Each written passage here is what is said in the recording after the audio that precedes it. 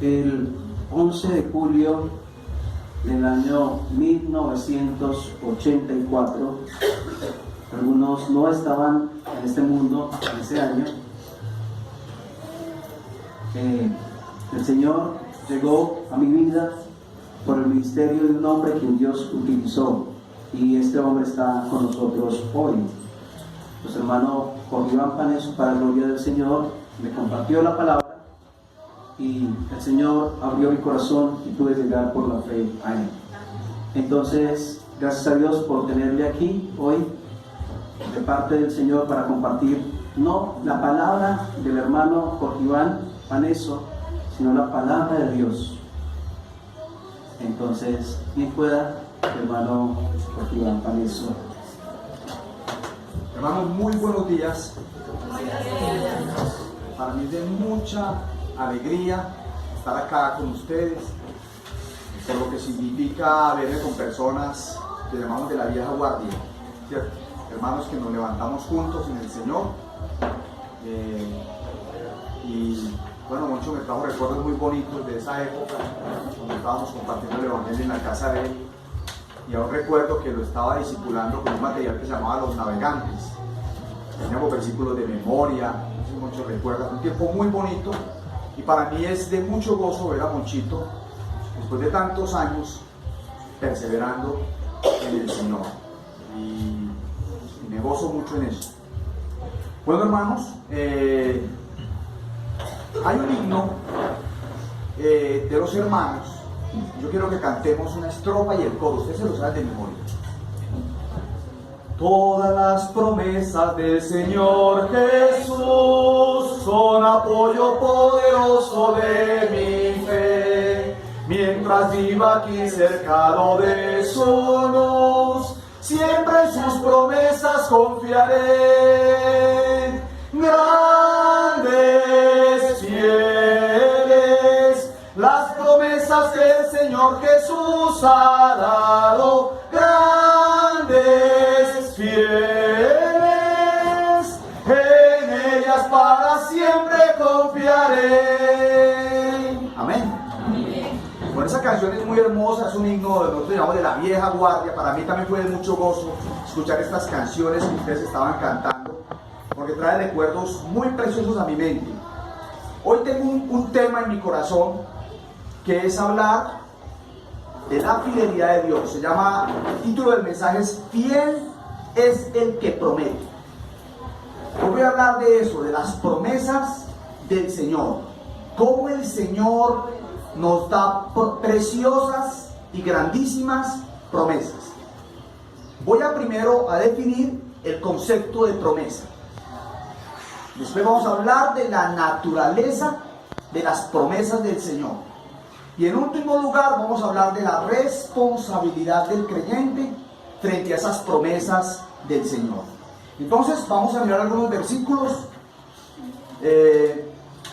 Van a perdonarme, pero yo sufro harto de la vista, me toca estar usando dos gafas para poder ver acá. Entonces vamos a leer un versículo, por favor, en el libro de Josué, capítulo 21, versículo 43 al 45. Josué, capítulo 21, versículo 43 al 45. Bueno, el capítulo 21 es un capítulo muy interesante. Cuando uno empieza a leer el libro de Josué, descubre que en esos últimos capítulos, antes de entrar al capítulo 21, ya se ha tomado prácticamente toda la tierra prometida y se le ha entregado en repartición a las tribus de Israel. Y el pueblo ha trasegado, ya sabemos desde que Moisés lo sacó de Egipto, por todo el desierto. Y se demoraron en ese desierto, ¿cuánto? 40 largos años. ¿Por causa de qué? De su desobediencia. ¿Sí recuerdan? Pero hermanos, fiel es el que prometió. O sea, lo que el Señor dice, vamos, me gustó esa canción que cantamos en absoluto. Lo que el Señor dice, se hace. Y hermanos, si entendemos el carácter de la palabra de Dios, Él dijo y fue hecho. Él mandó y existió. Entonces vamos a mirar este versículo, yo lo voy a leer en Nueva Versión Internacional. Van a notar un poquitico el cambio, pero no se preocupen que es el mismo sentido. Así fue 43. como el Señor les entregó a los israelitas todo el territorio que había prometido darles a sus antepasados. Y el pueblo de Israel se estableció allí. El Señor les dio descanso en todo el territorio, cumpliendo así la promesa hecha años atrás a sus antepasados. Ninguno de sus enemigos pudo hacer frente a los israelitas, pues el Señor entregó en sus manos a cada uno de los que se les oponían. Versículo 45. Ahora lo leemos en Reina Valera. Dice así: y ni una sola de las buenas promesas del Señor a favor de Israel dejó de cumplirse, sino que cada una se cumplió al pie de la letra. Un hermano que me lea por favor ese versículo 45 en Reina Valera del 60. No faltó palabra de todas las buenas promesas que Jehová había hecho a la casa de Israel. Todo se cumplió. O sea, todas las promesas que el Señor hizo al pueblo de Israel, ¿qué pasó? Las cumplió. Ese pueblo fue rebelde y llegó una nueva generación que entró con Josué. Pero ¿qué dijo el Señor? Lo que yo dije a sus antepasados, lo estoy cumpliendo. Bueno, vamos a definir el concepto de promesa. Yo tengo una definición personal, o sea, cuando uno hace una promesa, es un compromiso de nuestra palabra para hacer algo en favor de alguien. Entonces yo me comprometo. Por ejemplo, Ramoncito y yo hemos hecho un compromiso, ¿cierto? La última vez que vine, Ramón me dijo: Paneso, ¿por qué no me acompaña y comparte? Le digo: bueno, hermano, vamos a hacer el propósito de que apenas venga y cuadramos la fecha y todo, y aquí estamos cumpliendo esa fecha que hicimos de estar acá y compartiendo con ustedes. Pero cuando hablamos de las promesas de Dios, encontramos algo bien interesante. Es un compromiso de Dios en el cual sus palabras nos aseguran su favor en su voluntad, pero bajo ciertos términos, en algunos casos y condiciones. Vamos a ver por qué. Entonces, en las promesas del Señor, vamos a mirar la naturaleza de esas promesas. Ya entramos en la definición. Sabemos que es un compromiso que Dios hace, algo que Dios dice. Y yo me hago una pregunta: esa última canción que cantamos, ¿qué será cuando Dios se compromete a hacer algo? Lo vimos en Josué, ¿cierto? Cuando el Señor se compromete a hacer algo, ¿lo hace o no lo hace? Lo hace. Así es el Señor, es fiel, siempre cumple. Su palabra no tarda, en su tiempo cumple. Vamos a ver la naturaleza de las promesas de Dios. Primero que todo, vamos a ver el carácter de quien hace la promesa. ¿Quién es el que hace la promesa? Vamos a ver su naturaleza, su carácter. En segundo lugar, vamos a ver la capacidad de quien la cumple. Y en tercer lugar, vamos a ver la condición de quien la recibe. Entonces vamos a empezar primero con la parte del carácter, ¿sí? Vamos a ver el carácter de quien la hace. Primero que todo, pensemos en el carácter. ¿Cómo es el Señor? ¿Qué dice la Escritura? Grande es el Señor nuestro Dios. Vamos a leer en el Salmo 145. Dice así, versículo 3. Un hermano que lo lea, por favor. Versículo 3. Grande es Jehová y digno de suprema alabanza. Y su grandeza es inescrutable. Muy bien. Y su grandeza es Inescrutable. inescrutable. Entonces lo primero que encontramos es cómo es el carácter del que hace la promesa. Grande es el Señor nuestro Dios. O sea, ¿cómo serán las promesas de un Dios que es grande? Y esto nos habla de su magnificencia. La Escritura constantemente nos muestra eso. El que hace la promesa, ¿cómo es el carácter del que hace la promesa?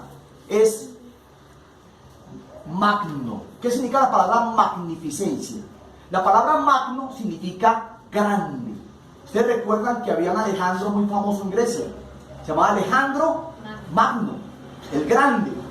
Pero aquí estamos hablando de un hombre que se puso a llorar a los 33 años porque no pudo conquistar, no había más tierra para conquistar. Y murió muy joven. En este caso que nos referimos al texto del Salmo 145, dice, grande es el Señor nuestro Dios. ¿Sí? Y como dicen en la Reina Valera, su grandeza es ¿qué? Inescrutable. ¿Qué quiere decir la palabra inescrutable? Que no se puede, ¿qué es inescrutable? Que no se puede estudiar o investigar o indagar. O sea, ¿cómo será la grandeza del Señor? Hay un texto de Job que dice, por más que el hombre razone, quedará como abismado o sorprendido. Cada vez que uno medita, es como el que compuso esta canción. Me imagino que estaba meditando en el concepto de Dios, ¿qué? Absoluto. Y esa canción nace de esa expresión. Bueno, vamos a ver otro factor clave en la relación con Dios. Es Santiago 1:17. Entonces, el que hace la promesa es un Dios grande. Vamos a ver Santiago 1:17. Toda buena dádiva y todo don perfecto desciende de lo alto, del Padre de las luces, en el cual no hay mudanza ni sombra de variación. Bueno, en el cual no hay mudanza ni sombra de variación. Pregunta, hermanos, ¿de qué nos habla eso del carácter de Dios? ¿Qué nos dice del carácter de Dios? Que es inmutable. Yo soy profesor del SENA y el conocimiento tengo que estar todos los días estudiando. Enseño administración de empresas y mercadeo, vivo en la ciudad de Medellín. Y una de las cosas que uno siente, y los que están estudiando, los muchachos lo saben, es la enorme presión por el conocimiento. El conocimiento aumenta a un ritmo impresionante. Aumenta tanto que es imposible ya para una sola persona tener conocimiento de un área específica y de toda esa área. Anteriormente hablábamos de eruditos, y un erudito era una persona que sabía mucho. En la Edad Media podía haber eruditos, normalmente era una persona que sabía leer y escribir, y se leía, por ejemplo, los 20 libros que había en esa época, y lo sabía todo. Pero dígame, ¿quién puede hoy en día asimilar todo el conocimiento que hay? Nadie. Estamos hablando de inteligencia artificial, estamos hablando de unos cuentos bastante preocupantes, y los muchachos saben que el estudio ya no es, usted ya no estudia para graduarse, usted estudia para la vida, tiene que estar constantemente estudiando. Pero recuerdo una frase de Salomón del libro de Eclesiastés: quien añade ciencia, añade dolor. Y los muchachos sienten que es muy difícil hoy andar al ritmo del conocimiento. Y todo cambia. ¿Se han visto cómo cambian las cosas? La tecnología. Cómo aparece un aparato tecnológico y al mes ya aparece otro. Pero hermanos, ¿sabe qué me consuela a mí? Él no cambia. En medio de toda esta incertidumbre que produce la famosa sociedad del conocimiento de que hablan los académicos, Él no cambia. El Señor permanece igual. Es el Señor de Adán y Eva, pero es el Señor de Abel. Pero también es el Señor de ¿quién? De Noé, y de Abraham, y de Isaac, y de Jacob, y de Moisés, y de Isaías, y de Jeremías, y de Mateo, y de Lucas, y de Juan, y de Pablo, y de Ramón, y de cada uno de los que estamos acá. Es el mismo Dios con el que estamos tratando. No ha cambiado. Él permanece como fiel. O sea que, ¿cómo son el carácter de sus promesas? ¿Mudan o cambian? No. Porque Dios no cambia. No veamos la promesa como algo aparte de Dios. No es algo aparte de Dios, porque es la palabra que ha salido de la boca de Dios. Ustedes han visto cuando un niño, uno le hace una promesa. David le regaló a mi hermana un reloj, pero ese reloj estaba muy grande. Había que quitarle los puntos para que quedara ajustadito. Todo el día estuvo encima mío mostrándome el reloj. Papi, el reloj. Papi, arréglame el reloj. Papi, el reloj. ya voy. Nos entretuvimos en unas vueltas hasta que se dio la oportunidad. Dijo, papi, el reloj, y nos fuimos y arreglamos el reloj. Los muchachos son buenos recordando las promesas que los padres hacemos. ¿Cómo? Si no, todavía Todavía estaría aquí encima. Bueno, papi, ¿el reloj qué? Después miramos lo que quiero entender con eso. Hermanos, el que hace las promesas es grande. ¿Cómo serán sus promesas? Miren lo que dice el apóstol Pedro en su segunda carta. Nos ha dado preciosas, ¿y qué? Y grandísimas. Bueno, dice preciosas y grandes promesas. La expresión del griego quiere decir ¿qué? Preciosas y grandísimas. Ay, hermanos. Algunos vivimos en bancarrota espiritual porque no nos apropiamos de lo que el Señor nos ha dado. No hemos visto la enorme riqueza que Él ha puesto en nosotros por medio de su Espíritu. No dice la Escritura, y yo estaba meditando en este versículo. Vean, yo en este momento acabo de terminar mi maestría. Alguien me dice que si voy a continuar con el doctorado. Y después cuando termine el doctorado me va a decir que se continuó con el postdoctorado. La gente hoy en día anda del afán del conocimiento. Pero ¿saben qué, hermanos? Yo estaba pensando en un versículo que eso sí es un doctorado, postdoctorado y mejor dicho todo lo que usted quiera. En Él están escondidos todos los tesoros ¿de qué? De la sabiduría y del conocimiento. Hermanos, la persona de Cristo es rica. Rica.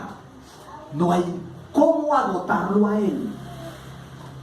No cantábamos ahí de Él, por Él y para Él son todas las cosas. ¿Qué está escondido en Cristo? Todos los tesoros de la sabiduría y del conocimiento. Y el apóstol dice otra frase por allá que dice, y vosotros estáis ¿qué? Completos en Él. ¿Qué quiere decir completos? Que no nos falta nada. Pero ¿cuántos de nosotros cuando nos vemos siendo cristianos andamos como mendigos espirituales? No andamos a la altura de esa riqueza, a la altura de esas promesas. Bueno, continúo con el otro punto. Y es que, primero vamos entendiendo. Primer concepto. Estamos viendo la naturaleza, el carácter del que hace la promesa. Entonces, primer punto. ¿Su qué? Su magnificencia o su grandeza. Segundo punto.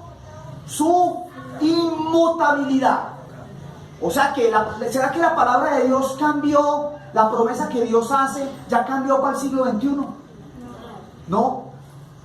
Si él ha dicho, no te dejaré, ni te desampararé. ¿Será que eso era para esa época?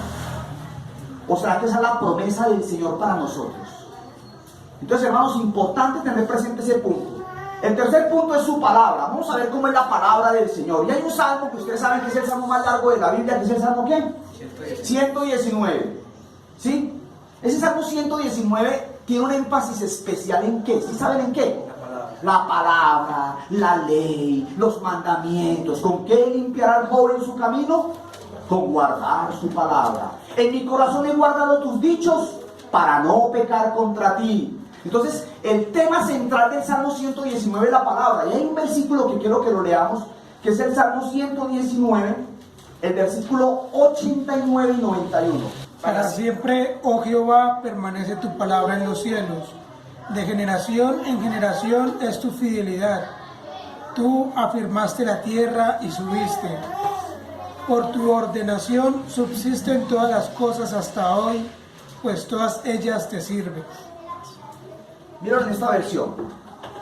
Tu palabra, Señor, es eterna y está firme en los cielos. Tu fidelidad permanece para siempre. Estableciste la tierra y quedó firme. Todo subsiste hoy conforme a tus decretos, porque todo está a tu servicio. ¿Cómo es la palabra de Dios? ¿Para cuándo permanece la palabra de Dios? Eterna. ¿Y por qué es eterna? Porque viene de un Dios eterno. Vean, hermanos, hay verdades que son muy sencillas, son muy básicas, pero tenemos que estarlas recordando, así como el apóstol Pedro dijo cuando iba ya a morir. ¿Se acuerdan cuando Pedro iba a morir en su última carta? Le decía a los hermanos, yo no dejaré de recordarles las mismas cosas. sea, Pedro tenía claro que hay verdades que tenemos que estar constantemente reforzando. Es muy fácil para nosotros cantar una canción como esa que estamos cantando. Grandes, fieles, las promesas que el Señor Jesús ha dado. Nos hemos apropiado de esa riqueza. Nos hemos apropiado de esas promesas. Hemos reflexionado en esas promesas del Señor. Las hemos reclamado delante de Él. Bueno, continuemos con el otro punto. No solamente habla de su palabra, sino que también en Salmo 119 nos habla de su fidelidad. ¿Qué es la fidelidad, hermanos? Cuando cantamos esa canción, tu fidelidad es grande, tu fidelidad incomparable es, nadie como tú, bendito Dios, grande es tu fidelidad. Si nosotros le negáremos, Él permanece fiel. Él no puede negarse a sí mismo. Entonces, hermanos, ¿qué tal el carácter de las promesas de Dios? Primero, sus promesas son grandes. Segundo, sus promesas son inmutables. Segundo, sus palabras son eternas y Él permanece fiel. Ahora vamos a ver el otro punto, que es la capacidad de quien cumple la promesa. Entonces, para esto vamos a leer Génesis capítulo 18, 10 al 15. Génesis capítulo 18, 10 al 15. Génesis 18 es un momento especial en la vida de Abraham, ¿no? Entonces vamos a ver qué dice Génesis 18, 10 al 15. Dice así, lo voy a leer en esta versión. Dentro de un año volveré a verte, dijo uno de ellos, y para entonces tu esposa Sara tendrá un hijo. Sara estaba escuchando la entrada de la carpa a espaldas del que hablaba. Abraham y Sara eran ya bastante ancianos y Sara ya había dejado de menstruar. Por eso Sara se rió y pensó, ¿acaso voy a tener este placer ahora que ya estoy consumida y mi esposo está tan viejo? Pero el Señor le dijo a Abraham, ¿por qué se ríe Sara? ¿No cree que podría tener un hijo en su vejez? Mire la frase que sigue. ¿Acaso hay algo imposible para el Señor? El año que viene volveré a visitarte en esta fecha, y para entonces Sara habrá tenido un hijo. Sara, por su parte, tuvo miedo y mintió al decirle, yo no me estaba riendo. Pero el Señor le replicó, sí, te reíste.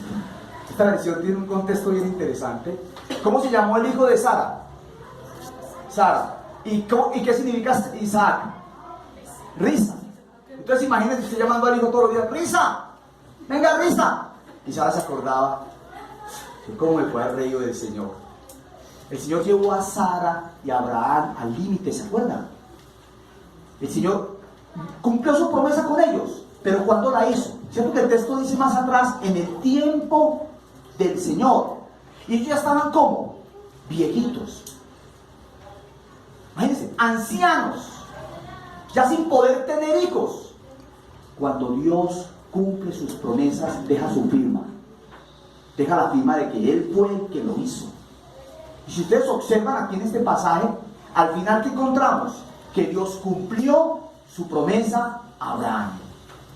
Y tuvieron a su hijo, a Risa. Y su nombre quedó marcado, así se llama mi nieto, Risa. Algunos lo traducen como aquel con el que Dios reirá. Y así se quedó Isaac. Miren que a Abraham se le cambió el nombre. Abraham se llamaba ¿cómo? Abraham. Y se llamó Abraham. A Sarai se le cambió el nombre, ¿cierto? Se llamaba Sarai y se llamó Sara. A Jacob se le cambió el nombre, ¿cierto? Se llamaba Jacob y pasó a llamarse como Israel. Y a Isaac, no. Ahí quedó ese testimonio de esa promesa cumplida por el Señor. Y mire que el nombre de Isaac está asociado a ¿qué? está asociado, podríamos decirlo, no sé si a la incredulidad de Sara, riéndose porque ya estaba muy viejita, y así se quedó. Entonces, hermanos, el otro pasaje es Éxodo 3, 16 al 17. Este pasaje es muy conocido por nosotros también, ¿cierto? Tiene que ver con el llamamiento de Abraham, ¿cierto? ¿Qué dice el 16 al 17? ¿Quién no puede leer ahí si están formando? Ve y reúne a los ancianos de Israel, y diles, Jehová, el Dios de vuestros padres, el Dios de Abraham, de Isaac y de Jacob, me apareció diciendo, en verdad os he visitado y he visto lo que os hace en Egipto. Y he dicho, yo os sacaré de la aflicción de Egipto a la tierra del Caneo, del Eteo, del Amorreo, del Fereceo, del Heveo y del Jebuseo, a una tierra que fluye leche y miel. ¿Cómo le parece? ¿Qué está recordándole Dios a Moisés? ¿Se acuerdan ustedes cuando Dios llamó a Moisés a los 80 años? Pregunta, ¿quería ir? No. Se le olvidó hasta hablar. ¿Cómo le parece? Un hombre educado en la cultura egipcia ya no había hablado. Señor, yo soy de torpe palabra. Le dice, ¿sí o no? ¿Y qué le dijo el Señor? ¿Quién le dio la lengua al burro? ¿Usted qué excusa me está poniendo? ¿Quién le dio la lengua al burro? Un hombre que a los 40 años, hay un mensaje que dice algo así, ¿no? A los 40 años, él creía que podía hacer grandes cosas para Dios. A los 80 ya creía que no podía hacer nada. Y Dios lo llamó. Pero mire, Dios lo llamó con un propósito. No con el propósito de Moisés, sino con el propósito de ¿quién? De Dios mismo. Y lo hizo para cumplir ¿cuál promesa? La promesa que había hecho ¿a quién? A Abraham. ¿Se acuerda cuando Abraham le dijo al Señor, mira los cielos y cuenta las estrellas si las puedes contar? Y Dios le había hablado a Abraham de la tierra que fluye ¿qué? Leche y miel. Hermanos, ¿quién es la tierra que fluye leche y miel? Es el Señor Jesucristo. La tierra prometida realmente representa a la persona misma de Cristo. Vamos a continuar con el otro punto. ¿Sí? Entonces pregunta, hermanos, la capacidad de quien la cumple. Nosotros podemos hacer una promesa y no cumplir. ¿Cuántas veces le hemos fallado a nuestros hijos? Y les hemos fallado no porque quisiéramos fallarle, sino porque o no teníamos el recurso, o nos comprometimos la palabra y no pudimos cumplirla, o teníamos cómo cumplirla y no lo pudimos hacer. Pero hermanos, ¿quién es el que cumple las promesas? Dios. Dios. Entonces la capacidad de quien promete, ¿quién? O sea, que pone su palabra, el que compromete su palabra, tiene el poder para poderla cumplir. ¿Ustedes no recuerdan cuando David habla con Dios y empieza a expresar su situación? ¿Y qué dice David en su corazón? David dice frases como estas: Señor, acuérdate de lo que dijiste. ¿Sabe qué me hace acordar David ahí? De mi David. Cuando usted le hace promesa, ¿quién de ustedes me ha hecho una promesa a un niño y lo tienen encima todo el día? Dígale a su hijo que le va a gastar un helado ahora, hermana, ¿verdad? Le va a gastar un helado. Le prometo que le gaste un helado. Le garantizo que sale de acá y empieza. Deme el helado. Mami, el helado. No vamos a comprar el helado. Mami, el helado. ¿Se acuerdan ustedes la parábola de la viuda? Que iban del juez. Y el juez, ¿por qué me la quitó de encima? Porque el juez decía, esta señora va a venir todos los días y me va a cansar. No, cumplámosle la promesa. Y él dice que ese es un juez, ¿qué? Injusto. Pero ¿cómo es el juez nuestro? Justo. Hermanos, somos con Dios como son los niños como nosotros. Reclamamos las promesas del Señor con la misma fuerza, con la determinación con que la hacen nuestros hijos. Y le hago una pregunta, ¿la cumplirá Él?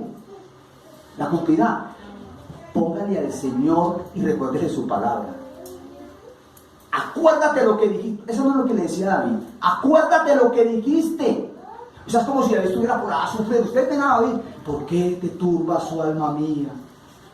¿Sí? Cuando David está clamando, los salmos no son canciones creadas por cantantes. Los salmos son expresiones de experiencias personales. David no escribió sus canciones porque dijo, voy a escribir el Salmo 23, me voy a inspirar. No, el Salmo 23 es la historia de David cuidando ovejas, ¿o no? ¿Qué era David? Su pastor. El Señor es mi pastor, nada me faltará. En lugares de delicados pastos me hará descansar. Entonces, hermanos, Primer punto, la naturaleza.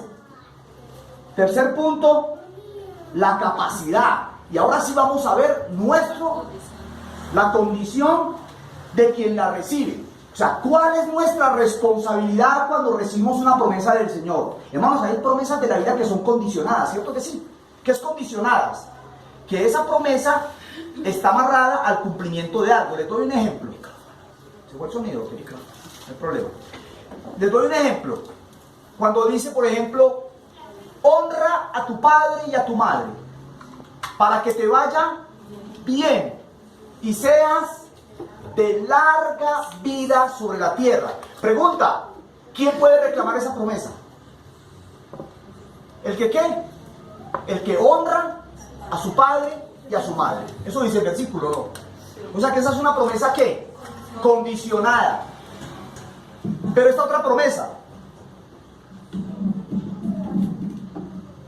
también es condicionada. Pero esta promesa que dice, el Señor ha dicho, no te dejaré ni te desampararé. Hay promesas que no son condicionadas. Entonces, y ojo, la promesa no es un versículo solamente. ¿La promesa es qué? Es la promesa de un padre a su hijo. Si aprendemos a ver la palabra de Dios así, como la promesa de un padre a su hijo, entonces vamos a reflexionar ahora sí en la condición del que la recibe. Para eso vamos a leer Hebreos 6, 11 al 12. Pero deseamos que cada uno de vosotros muestre la misma solicitud hasta el fin, para plena certeza de la esperanza, a fin de que no os hagáis perezosos, sino imitadores de aquellos que por la fe y la paciencia heredan las promesas. ¿Quiénes heredan las promesas? ¿Qué se necesita para heredar las promesas? Fe y paciencia. ¿Cierto? El apóstol Pablo dice, perdón, el escritor de Hebreos, que no sabemos quién es, el escritor de Hebreos dice que fiel es el que prometió, pero también dice, hermanos, no se vuelvan ¿qué? Perezosos. Perezosos, sino que al contrario, imiten a quienes, a quien por su paciencia y fe, o por su fe y paciencia, heredan las promesas. Y nos da otro pasaje. Ramosito, léame por favor del 13 hasta el 20. Del 13 hasta el 20. De ese mismo pasaje. Cuando Dios hizo la promesa a Abraham, no pudiendo jurar por otro mayor, juró por sí mismo, diciendo, de cierto te bendeciré con abundancia y te multiplicaré grandemente. Y habiendo esperado con paciencia, alcanzó la promesa. Los hombres ciertamente juran por uno mayor que ellos, y para ellos el fin de toda controversia es el juramento para confirmación, por lo cual, queriendo Dios mostrar más abundantemente a los herederos de la promesa la inmutabilidad de su consejo, interpuso juramento, para que por dos cosas inmutables, en las cuales es imposible que Dios mienta, tengamos un fortísimo consuelo los que hemos acudido para asirnos de la esperanza puesta delante de nosotros, la cual tenemos como segura y firme ancla del alma, que penetra hasta dentro del velo, donde Jesús entró por nosotros como precursor, hecho sumo sacerdote para siempre, según el orden de Melquisedec. Bueno, hermanos, este es un pasaje bien interesante. Y mira lo interesante, la fe y la paciencia. ¿Por qué heredó Abraham las promesas? Porque fue paciente. Y voy a reflexionar para terminar en estos tres punticos: la fe, la paciencia y la esperanza. La fe, la paciencia y la esperanza. ¿Por qué? Porque esos tres elementos son los que nos permiten a nosotros echar mano de las promesas del Señor. Hay personas, y eso lo digo por muchos creyentes, que viven una vida constantemente en derrota. Y uno podría pensar que la responsabilidad es de ellos, y en verdad sí es cierta. Pero también tenemos que reconocer que muchas veces no le creemos al Señor y no nos apropiamos de sus promesas. A ver, esta promesa, ¿condicional o con promesa? Si el Hijo os libertare, seréis verdaderamente libres. ¿Condicional? No. O sea, ¿qué está diciendo el Señor Jesús? Si tú quieres libertad, yo te puedo liberar. Venid a mí todos los que estéis cansados y trabajados, y yo os haré descansar. ¿Condicional o incondicional? Incondicional. Llevad mi yugo sobre vosotros. Hay una condición ahí, ¿no? Y aprended de mí, que soy manso y humilde de corazón, y hallaréis descanso para vuestras almas. Hermanos, las promesas del Señor requieren de esa paciencia, de esa fe y de esa esperanza. Y yo tomé 3 versículos que me llamaron la atención. El primero es la fe. ¿Se acuerdan que el apóstol Pablo dice por allá en un versículo que hay 3 cosas que permanecen? La fe, la esperanza y el amor. Y dice que el mayor de todos es ¿cuál? El amor. Pero nosotros, ¿por dónde empezamos? Por la fe. Arrancamos por la fe. Hebreos 11:1. Ahí mismo vamos a leer Hebreos 11:1. ¿Qué dice? Es pues la fe, la certeza de lo que se espera, la convicción de lo que no se ve. Hasta ahí. Mire, es pues la fe. ¿Qué dice el apóstol? El que escribió, la certeza. ¿La certeza de qué? De lo que se espera. O sea que la fe está asociada ¿con qué? Con la esperanza. ¿Están de acuerdo conmigo? Yo diría que son hermanas siameses. O sea que tienen que andar como pegadas. Yo creyéndole al Señor. El Señor cumplirá. El Señor cumplirá su propósito en mí. Él está hablando de una experiencia, de una esperanza. ¿Pero con qué lo está afirmando? Con la fe que el Señor le ha dado. Con la fe que viene del Señor. Entonces la fe y la esperanza van juntas. Vamos a ver otro versículo. Romanos 8, 24 al 25. Romanos 8, 24. Porque en esperanza fuimos salvos, pero la esperanza que se ve no es esperanza. Ya lo que alguno ve, ¿para qué esperarlo?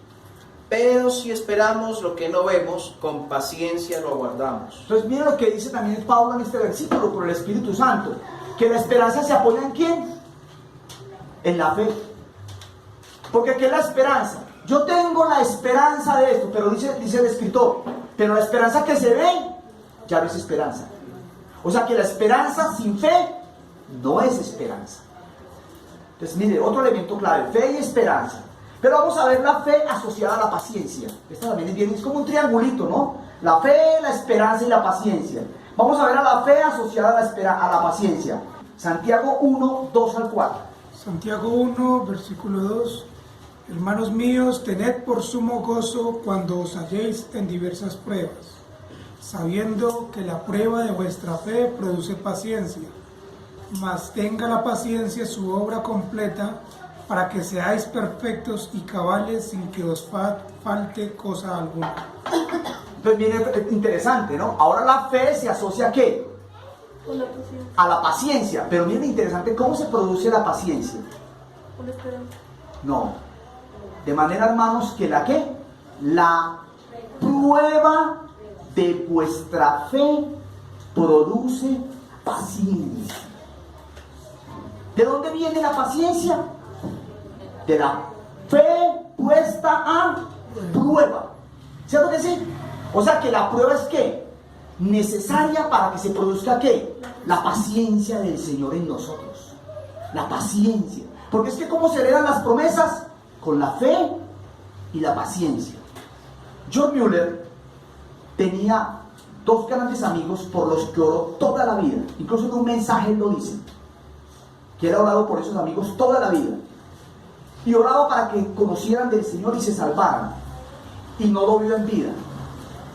Pero quiere saber algo bien curioso. ¿Sabe dónde se convirtieron sus 2 amigos? En el velorio de él. Cuando John Mueller murió, los 2 amigos fueron alcanzados por el Señor. O sea, el Señor trasciende aún nuestra incapacidad. El Señor cumple lo que promete. Y el escritor de Hebreos dice algo muy interesante acá, porque yo quiero que entendamos algo. ¿Qué es la esperanza? ¿Qué es la paciencia? ¿Y qué es la fe? Y hay algo muy importante que tenemos que tener en cuenta. La esperanza, ¿cómo se define en las Escrituras? Cristo en vosotros, ¿Qué dice el apóstol? La esperanza de gloria. En esta vida, ¿a quién estamos esperando? A Cristo. Yo recuerdo una vez que se desató entre unos hermanos un conflicto escatológico de temas apocalípticos y hablaron de un tema y el anticristo es este, el anticristo es aquel. Y yo recuerdo que por un tiempo yo caí en ese círculo de estar averiguando lo escatológico, pero resulta que el Señor me trajo un versículo a la mente muy bonito de los tesalonicenses, que dice que se convirtieron de los ídolos a Dios para esperar de los cielos. ¿A quién? A Jesucristo. Hermano, nosotros no estamos esperando al anticristo, no estamos esperando. Algunos dirán, pero se tienen que dar las señales y va a pasar.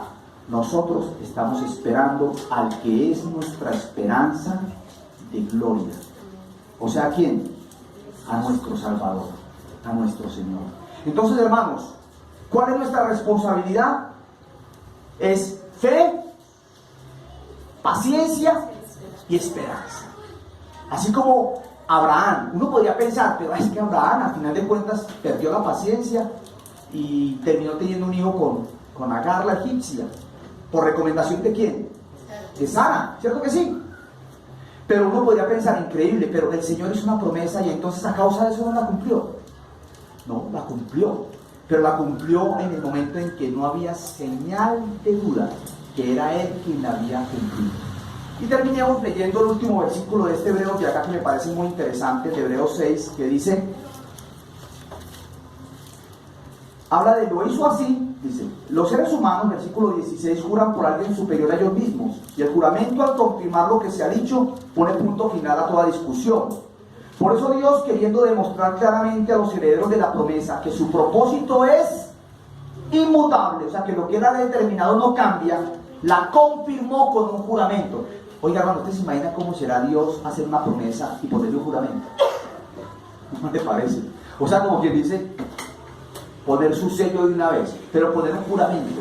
¿Y cómo será de firme? Que el escritor de Hebreos dice que lo hizo así, versículo 18, lo hizo así para que mediante la promesa y el juramento, que son dos realidades inmutables en las cuales es imposible que Dios mienta, la promesa y el juramento.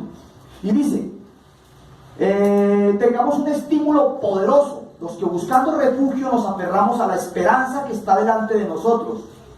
Tenemos como firme y segura ancla del alma una esperanza que penetra hasta detrás de la cortina del santuario. Hermano, yo pensé en esa figura, y lo más común podría ser que es un ancla de un barco. ¿Para qué es el ancla? Para que el barco no se vaya. Pues el mar está aquí, embravecido, ¿cierto que sí? ¿Y el barco qué está pasando? Se mueve para aquí y para allá. ¿Y para qué tiran el ancla? Para que el barco quede como firme. Hermanos, nosotros necesitamos un ancla. ¿Y se llama el ancla de qué? El ancla del alma, dice el escritor de Hebreos, ¿no? Tenemos como segura ancla del alma. Pero me gusta la expresión final. ¿Quién es esa ancla? ¿Cuál es esa ancla? Dice, tenemos un alma, una esperanza que penetra hasta detrás de la cortina del santuario, hablando del tabernáculo. Pero mire lo que dice, ¿dónde está el ancla? Mire, hasta donde Jesús, el precursor, ¿qué pasó? Entró por nosotros. Entró por, ¿dónde está nuestra ancla? O sea, voy a explicar, el ancla no está en la tierra. ¿Dónde está el ancla? Sentado a la diestra de Dios en la majestad de las alturas. ¿Quién es nuestra ancla? Dios. Jesucristo mismo, el Hijo de Dios. Él ya traspasó los cielos y está sentado.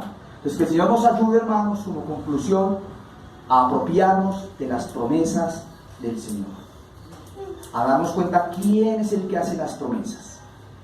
Vamos a orar. Padre, te damos gracias por la palabra que tú nos has compartido. Señor, tu palabra es eterna, tu palabra es fiel, tu palabra es inmutable, tu palabra es grande, tus promesas son preciosas y grandísimas.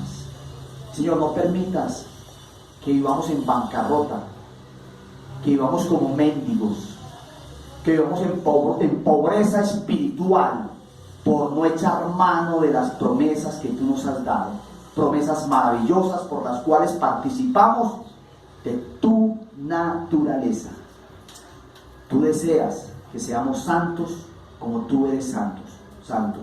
Pero gracias, Señor, porque todos los recursos que necesitamos están en tu Hijo. Señor, abre nuestros ojos.